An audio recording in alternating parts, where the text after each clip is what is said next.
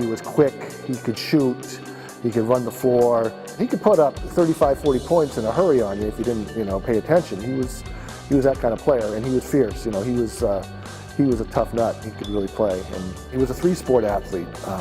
But basketball was his sport. I mean, he was a standout in college at the Berlin Votech. He scored over 1,200 points in 3 years. And in high school, he was the star of that 75 team. He was a leading scorer, 20-plus points. He was a scorer. You look back at the amount of contributing that he did, not too long out of high school, started coaching everything. So he was a guy that got it. He got it even when he was young. The importance of giving back. He was an integral part of the boys club for a long time, coaching baseball, basketball. Coached soccer, coached basketball, coached baseball. Fiercely competitive. Randy was very theatrical as a coach, but passionate. And to have him run his hands through his hair and shake his head was just commonplace. Intense, good coach, knows the game. Let's face it, I mean, he's there for the kids too, everybody is. You're putting in your time, you're volunteering down there, you're there for the kids. It's nothing to do with yourself, it's for the kids. Very knowledgeable, and if he had to show you what he wanted you to do on the court, well, he would do it. He wasn't just a teach and stand on the sideline. He would show you by example as well. I coached with him, I coached against him, I enjoyed every bit of it.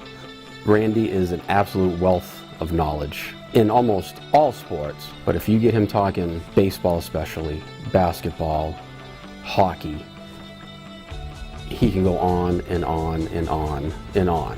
He's a true sportsman and loves attending sporting events. UNH hockey, Fisher Cats baseball. He's got the most outrageous collection of, whether it's cards, bobbleheads, anything memorabilia-wise, the guy has it. He's always been a huge sports fan in general, so for him, I think that he understands, and I think he appreciates deeply the induction, because he just gets it.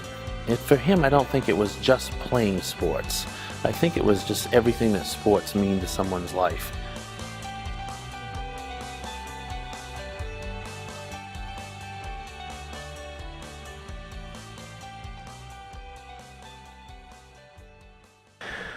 We now travel into the decade of the 1970s, where our next inductee, Randy Tetreault, made his mark. Inspired by the championship of 1970, Randy had a love affair with the game of basketball. However, excelled in all three sports at Farmington High School. He averaged over 20 points a game in hoop his senior year and batted over 400 in baseball. Randy went on to play for Berlin Tech and played three sports, but was an absolute standout in basketball, having scored 1,286 career points. Randy, however, was not just about playing. He loved to pass his knowledge of sports on to others and began volunteering for the 500 in high school and returned after college to give back to his hometown. Randy coached for over 2 decades in basketball, soccer, and baseball. Many players who learned under Coach Tetreault recall how much they enjoyed playing for him. He is an avid sports fan to this day and can often be seen attending games at Fisher Cat Stadium, the University of New Hampshire, Brewster Academy, and even FHS, to name a few.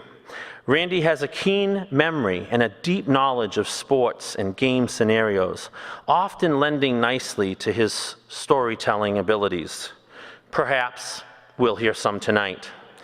He is the only person tonight being inducted in the dual category of athlete and contributor. Ladies and gentlemen, from the 1970s, please welcome Randy Tetreault.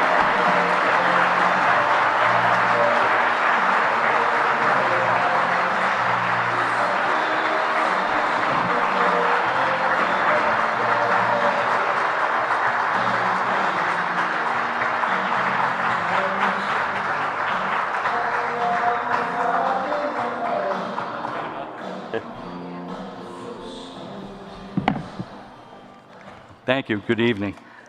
I remember coming up on this stage, and I didn't write this part down, when I was on JVs with Tommy Davenhall, and it was the first time we had to speak in front of, you know, all the students and stuff, and Tommy was scared to death. So he shoved me up there, and, you know, and we just kind of rattled on, and then our faces got red, and we left.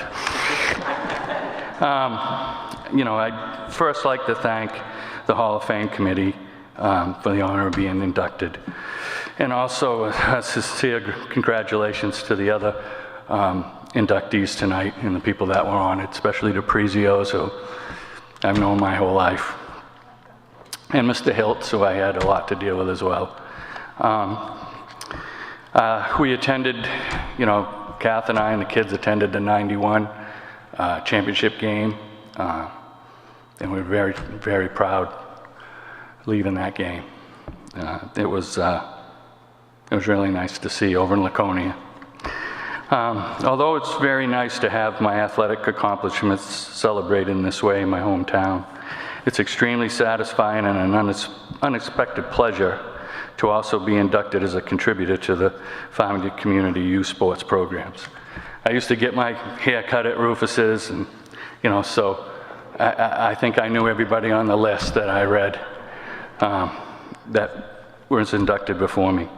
But I'd like to publicly thank, with the opportunity tonight, some of the people in my life that have helped me through the ups and downs and allowed me to spend the amount of time that I did playing and coaching, as long as I did. My mom and dad carted me around to and from games and practices and gave me the opportunity and freedom to play high school and college sports. In my day, as I'm sure is still the case today, some kids have to work during the school year and the sports seasons to help support their families, or they choose to work just to have the money for a vehicle or the clothes they want to wear to school. My parents were pretty strict about working once the school year was over, but thankfully not during. My wife, Kathy, gave an enormous amount of time helping me coach baseball and basketball, living through endless Little League tournaments and taking care of things at home while I was away coaching the kids or playing what seemed to be endless men's league games. The Farmington School District and her former students, teachers, parents, and townspeople of Farmington, they all certainly know her impact on their kids' lives over the years. Once a Tiger, always a Tiger. I'd also like to thank my brother Ryan and my sisters who were cheerleaders for Farmington High School. My brother was a standout athlete, especially on the middle 80s basketball teams that were so good in this town. It wasn't easy for them, following in my footsteps, good or bad. I'd like to thank my two boys who were forced to put up with a dad that, when it came to sports, was sometimes overly demanding and impatient, yet somehow they turned out to be great kids and pretty good athletes in their own right. But really, I grew up in a town that could have been right out of a 60s movie set. Fishing the brooks, riding my bike with my glove on my handlebars and a bat over my shoulder, heading downtown to the store or to the boys club ballpark to play basketball or baseball with my friends. I coached, played on the same team as, and competed against almost everybody in this town over that 30-year period. Sometimes it got intense, but it was a lot of fun too, and very rarely did it ever extend past the field or the court or into the next day. One of my earliest memories, sports memories, was knocking in my friend Peter Lapine for the game-winning run in the 1969 Little League Championship game. You probably saw the Little League uniform out back. It had been my first big, tense sports situation, and it happened with one of my best friends on the mound and his dad umpiring. The place was packed, and the outfield fence was lined 2 or 3 people deep. Baseball was big back then. Later that winter, the town became obsessed with the high school boys basketball team, and so did me and my friends. They became our heroes, and they rewarded us with an unbelievable season and state championship in the spring of 1970. Later, as a high school teenager and as an adult, I got to play against and become friends with my boyhood idols, Paul Moulton, Hat Rack Dan Reynolds, Alan Mouse Hager, Paul Bishop, the Grinner Manning Pittman, and often in Tony Quinn. That's just to name a few.